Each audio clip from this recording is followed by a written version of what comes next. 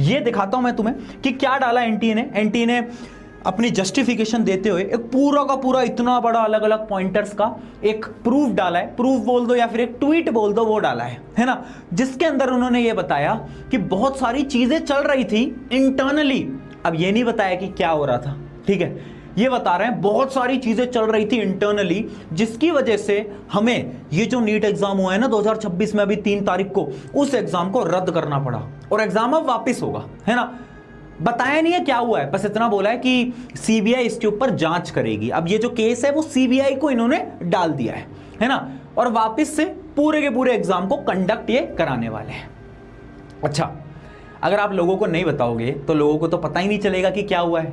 कितने दिनों से कितने आर्टिकल्स आ रहे हैं कि नीट का पेपर लीक हो गया। नीट का पेपर तो 10 दिन पहले ही बच्चों के पास पहुंच गया था।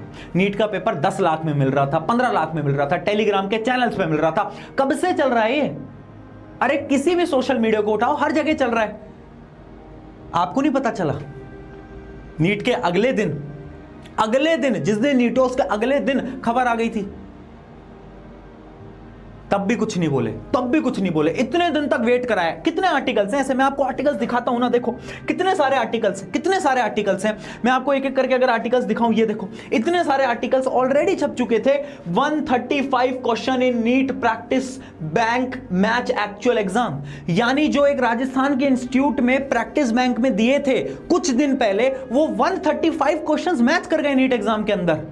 अरे ऐसे कितने आर्टिकल पहले ही छप चुके थे, बट नहीं, हमें तो अब याद आया है कि नीट तो लीक हो गया था, और हम बताएंगे नहीं नीट लीक हुआ है, नहीं बताएंगे। हम ये बोलेंगे कि कुछ प्रॉब्लम्स हुई हैं जिस वजह से पेपर वापस से कंडक्ट कराना पड़ेगा, और ये है एनटीए यानी नॉन ट्रस्टेबल एजेंसी। कुछ समय पहले ना इन्होंने ट्वीट करा था, नीट एग्जाम से कुछ दिन पहले। वो ट्वीट में दिखाता हूं, बड़ा प्यारा ट्वीट करा था इन्होंने, ध्यान से देखना।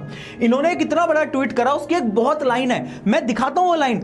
This isn't your school test. ये बोल रहे थे कि ये ना नेशनल लेवल का एग्जाम है, तुम्हारा स्कूल टेस्ट नहीं है। हाँ बिल्कुल सही बोल रहे हो आप, क्योंकि हमारे स्कूल टेस्ट ना लीक नहीं होते थे। हमारे स्कूल टेस्ट जो होते थे ना, वो बाहर बट नहीं जाते थे। हमारे स्कूल टेस्ट में ना चीटिंग नहीं होती थी। हमारे स्कूल टेस्ट में ना इतना सारा मिसमैनेजमेंट नहीं होता था। हमारे स्कूल टेस्ट में ना सही बच्चा टॉप करता था जो कि असली में पढ़ के जाता था।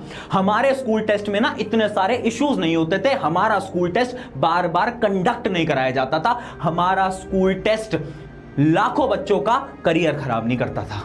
तो बिल्कुल सही बात है, पहले बोल दिया था इन्होंने तो, this isn't your school test, ये नेशनल लेवल का टेस्ट है।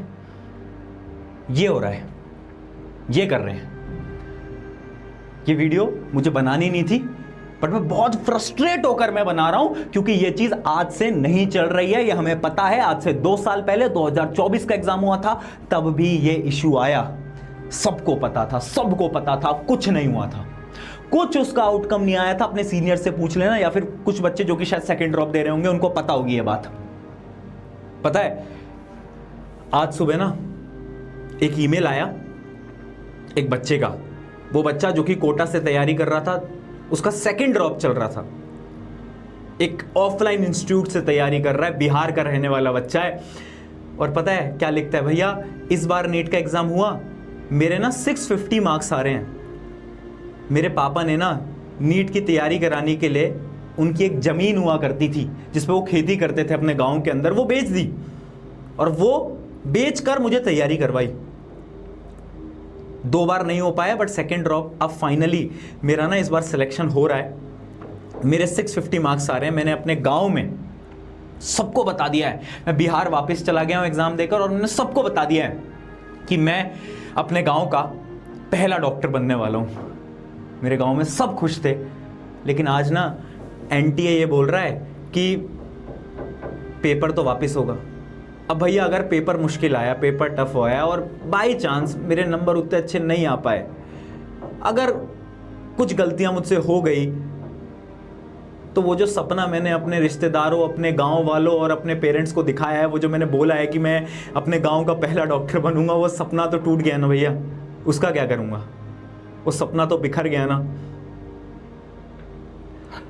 मुझे समझ नहीं आ रहा था यार, मैं ऐसे बच्चों को क्या बोलूं। अब मैं क्या बोलूं?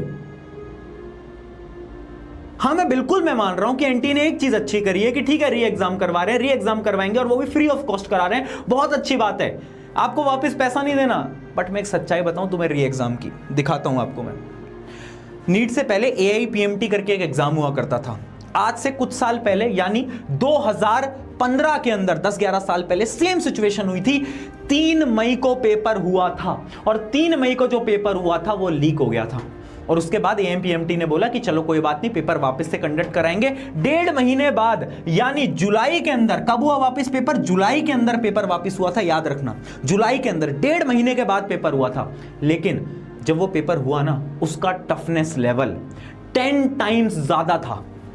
ये रियलिटी है, उठाकर देख लेना। AIPMT का जो सेकंड पेपर हुआ था, री अटेम्प्ट जो हुआ था, 10 टाइम्स ज्यादा था पेपर का लेवल, जिसकी वजह से वो बच्चे जो कि अच्छा स्कोर कर रहे थे उनका अच्छा स्कोर नहीं आ पाया। क्यों नहीं आ पाया? क्योंकि उसके अंदर क्वेश्चंस का लेवल, डिफिकल्टी लेवल बहुत हाई लेवल की थी।